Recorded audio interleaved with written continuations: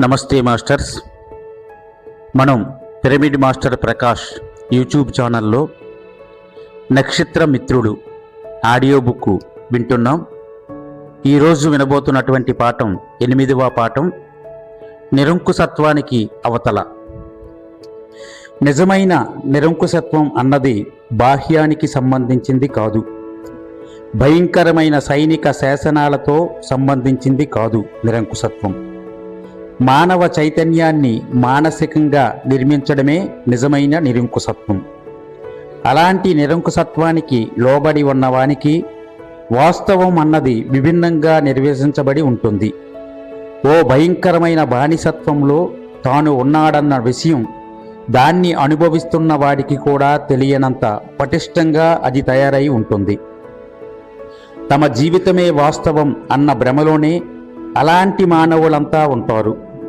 ప్రస్తుతం మేము అలాంటి మీ వాస్తవానికి అవతల వైపు ఏముందో చూపించే ప్రయత్నాన్నే చేస్తున్నాము. మిమ్మల్ని తమ స్వాధీనంలోనే ఉంచుకుంటున్నామని అనుకుంటున్న వాళ్ళు మిమ్మల్ని ఈ భూమి మీద గొర్రెల మంద నుండి దడికట్టి పడేసినట్లే ఉంచారు. ఈ గొర్రెల మందలో మీ ప్రభుత్వము, ప్రపంచ ప్రభుత్వ యంత్రాంగము, వాటిని అజ్ఞాతంగా శాసిస్తున్న రోదసి సామ్రాజ్యవాదులు కూడా భాగాలే. మీ ప్రకంపనలను అదుపు చేయడం వల్ల మీకు జ్ఞానం అందకుండా పోతుంది. ఈ ప్రకంపనాల మీద అదుపు వల్ల మీకు అర్థం కాగల జ్ఞానం అత్యల్పంగానే ఉంటుంది. అపరిమిత పరిజ్ఞానం ప్రసరింపబడుతూనే ఉన్నా మీరు స్వీకరించగల ప్రకంపనాలకు అత్యల్ప జ్ఞానాంశం మాత్రమే అందుతుంది. కాంతి కుటుంబీకులైన మీరు సర్వ ప్రకంపనాలను స్వీకరించే సామర్థ్యాన్ని సాధించాలి. పరిపూర్ణ జ్ఞానాన్ని మీరు అందుకోవాలి. ప్రకంపనాలను నియంత్రిస్తున్న బంధము నుండి మీరు బయటపడాలి.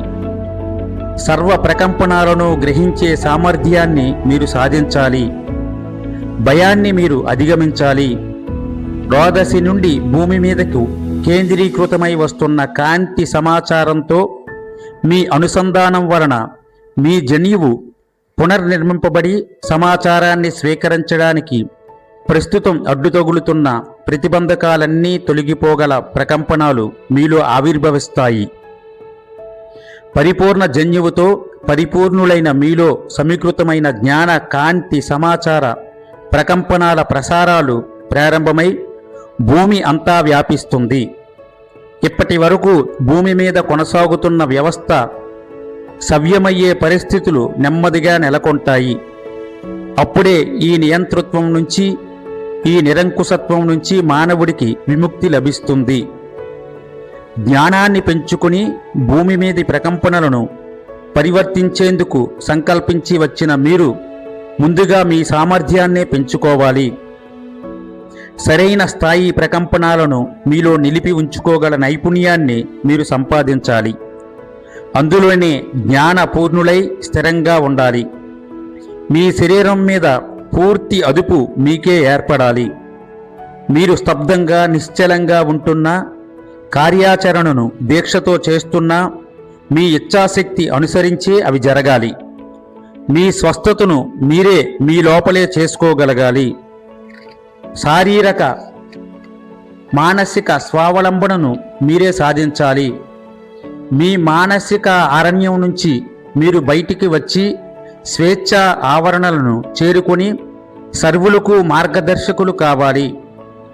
ఎవరితోనూ ఒక్క మాట కూడా మాట్లాడకుండా కేవలం మీ ప్రకంపనాలను మీ పూర్తి అదుపులోనే ఉంచుకొని ధైర్యంతో నిలబడి ఉన్నంత మాత్రాన సర్వులకు ప్రేరణను అందించగలిగే మార్గదర్శక ప్రతిభ మీలో నెలకొంటుంది. మీ ప్రతిభా పాఠవాల ఆవశ్యకత ఏ ప్రదేశాల్లో ఉంటుందో ఆ ప్రదేశాలకే మీరు అత్యంత సహజంగా చేరుకుంటారు. ఈ కారణం వల్లే ప్రస్తుతం ఎంతోమంది కాంతి కుటుంబీకులు అమెరికా సంయుక్త రాష్ట్రాలలో జన్మలను తీసుకొని ఉన్నారు. స్వేచ్ఛాపూరిత వాతావరణంలోనే మీరు జీవిస్తున్నారని అనుకుంటూ ఉండవచ్చు. కానీ వాస్తవంలో ఎంతో సంక్లిష్టమైన నియంతృత్వం కొనసాగించబడుతున్న ప్రయోగ స్థలాల్లోనే మీరు ఉంటున్నారు. అమెరికా సంయుక్త రాష్ట్రాలలో ఇప్పటికీ ఏర్పడలేదు. ఇదివరకటి సోవియట్ నియంతృత్వం కన్నా ఎక్కువ స్థాయి నిరంకుశత్వమే అమెరికా సంయుక్త రాష్ట్రాలలో ప్రస్తుతం కొనసాగుతూ ఉంది. ఈ వ్యవస్థ కూలిపోక తప్పదు. అవినీతి వ్రేళ్లు పాతుకుని పోయి ఉన్న పనిచేయని జీవితాన్ని, భూమిని గౌరవించని ఈ వ్యవస్థ పతనమై తీరుతుంది. అందుకోసం చైతన్యంలో మార్పు రావాలి. దైవ ప్రణాళికలోని ఓ అంశం ఇదే. ఆ మార్పు సంభవించగల తరుణం ఇదే. భౌతిక విషయాల మీద విపరీత వ్యామోహం, భూమి చుట్టూ ఉన్న లోకాల గురించి ఏమాత్రం తెలియకపోవడం, ఇవి ప్రస్తుత పరిస్థితుల్లో ఉన్నాయి. నిజమైన విలువలను గుర్తించే జ్ఞానం కోసం ప్రయత్నాలు జరిగి తీరాలి. మానవులు తమ పూర్తి సామర్థ్యాన్ని గుర్తించాలి. మానవుణ్ణి వాస్తవాల నుంచి దూరం చేసే రాజకీయ ఎత్తుగడలే ప్రస్తుతం అమెరికా సంయుక్త రాష్ట్రాల్లో కొనసాగుతుంది. పన్నుల భారాన్ని మోయలేక మనుషులు తిరగబడే రోజులు అతి సమీపంలోనే ఉన్నాయి. మానవుడిపై బిగిస్తూ ఉన్న అదుపు చర్యలు అతని ఆలోచనలను రేకెత్తించి ఆత్మావలోకనం చేసుకునే పరిస్థితులను కల్పిస్తున్నాయి. మానవుడిని లొంగదీసే ప్రయత్నాలకు నవీన సాంకేతిక పరిజ్ఞానం గొప్ప ఆయుధంగా తయారై ఉంది.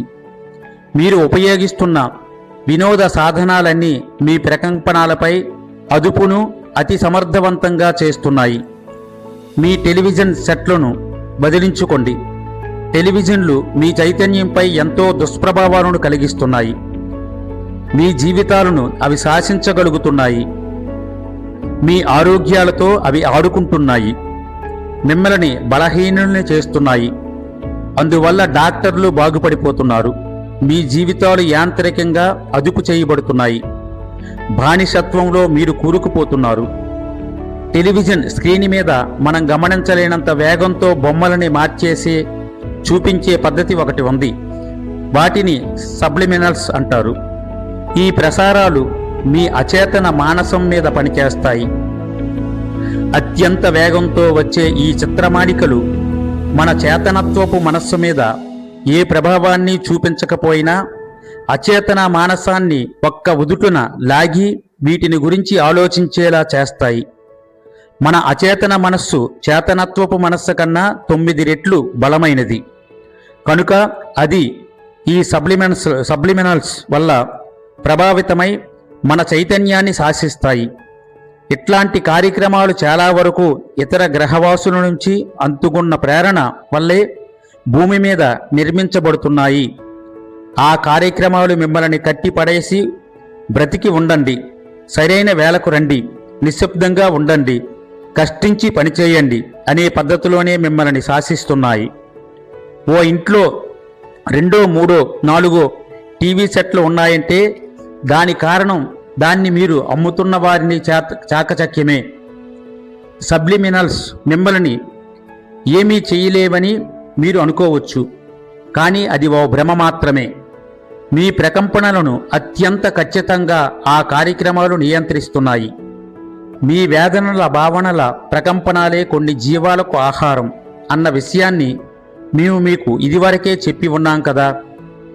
టీవీ ప్రోగ్రాములను చూస్తున్న అనేక కోట్ల మంది నుంచి ఉత్పన్నమవుతున్న సామూహిక ప్రకంపనాలు ఎంత ఆహారాన్ని విశ్వంలోకి పంపుతున్నాయో ఓసారి ఆలోచించి చూడండి. ఇతర గ్రహజీవులు తమ ఆహారం కోసం భూమి మీద యుద్ధాలనే సృష్టించనక్కరలేదు. కేవలం చలన చిత్రాలను నిర్మిస్తే చాలు. మీ శరీరాల్లో ప్రకంపనాలను ప్రేరేపిస్తున్న వార్తాపత్రికలను చదవడం మానేయండి.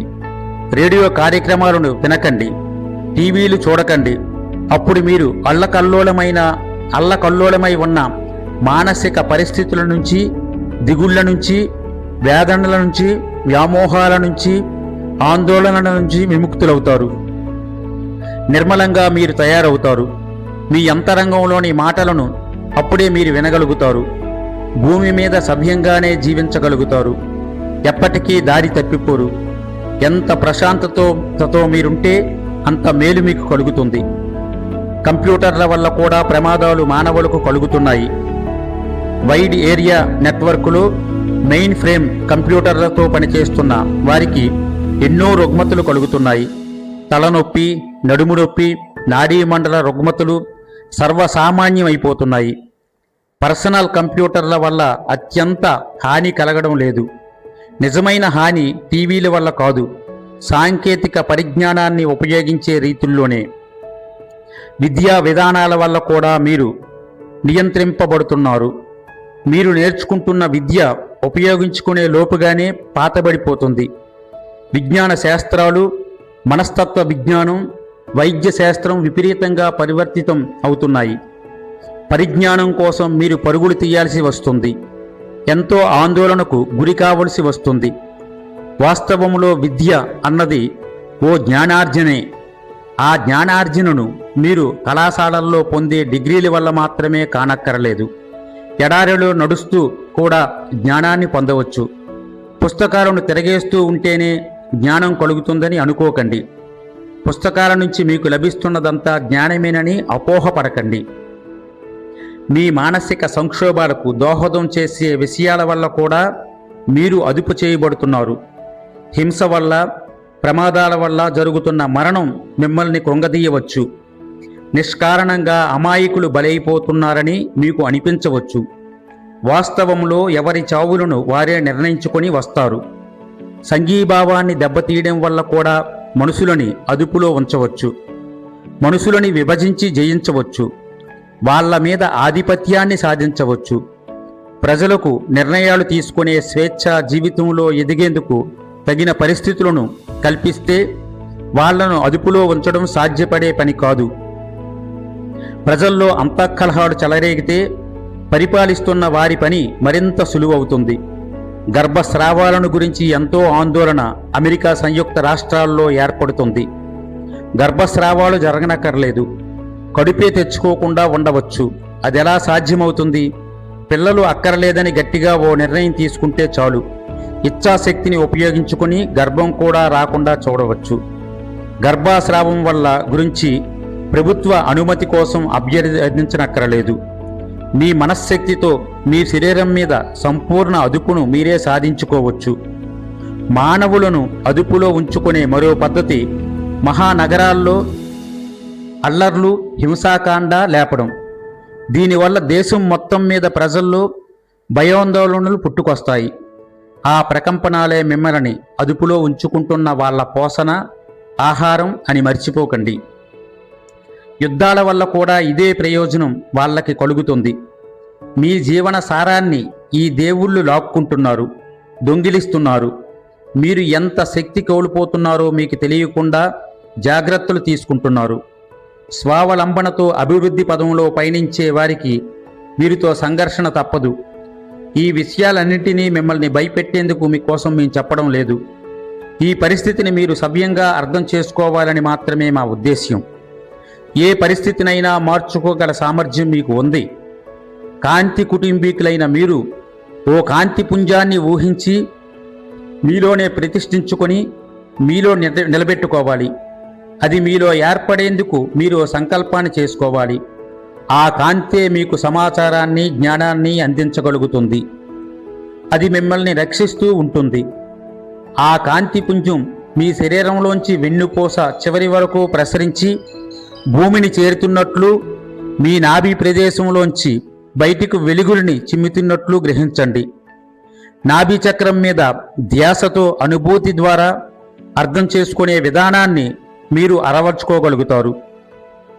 మిమ్మల్ని మీరు తెలుసుకుంటే మీ శరీరంపై, మీ ఆలోచనలపై అదుపుని మీరు సాధిస్తే ఇంకెవ్వరూ మిమ్మల్ని తమ అదుపులో ఉంచుకోలేరు. శాంతి, ప్రేమ, ప్రకంపనాలతో మీరు ఉంటే మీ చుట్టూ ఉన్న ప్రదేశాలు కూడా ప్రభావితమవుతాయి. ప్రకంపనాలను సంకల్పంతో స్వీకరించే సామర్థ్యం మీకు, ఈ భూమికి కూడా సమకూరుతుంది. ఓకే ఫ్రెండ్స్, 8వ పాఠం ఇంతటితో ముగుస్తుంది. రేపు 9వ పాఠంతో మళ్ళీ కలుద్దాం.